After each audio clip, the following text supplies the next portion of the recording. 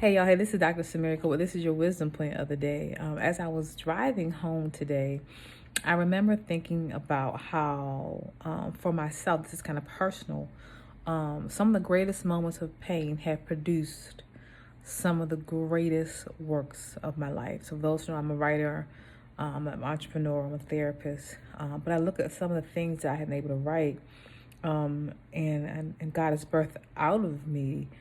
I remember thinking back, man, how did I do that? Because I remember what I was going through at the time when I was writing that. And I was still trying to be obedient to what God told me to write. I say all that to say I'm reminded of the scripture of the Apostle Paul, who had a thorn in his flesh, and he kept saying, Lord, remove this this thorn from my side.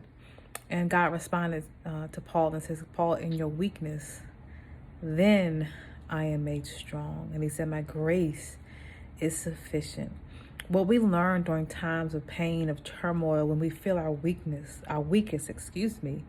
is that is when we rely solely on God, and that's when we can produce supernatural results. If I told you some of the things I've gone through, but what I was able to produce, you don't see a pattern between what I could produce and the pain that I felt. You wouldn't even know when I was in pain.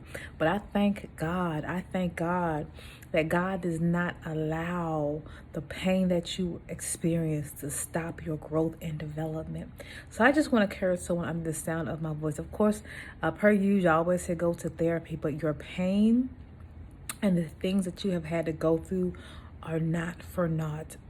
God is producing greatness out of you, even in the midst of this. And of course, the scripture and the song as well says, trouble don't last always. Go to therapy. Love you much. Bye.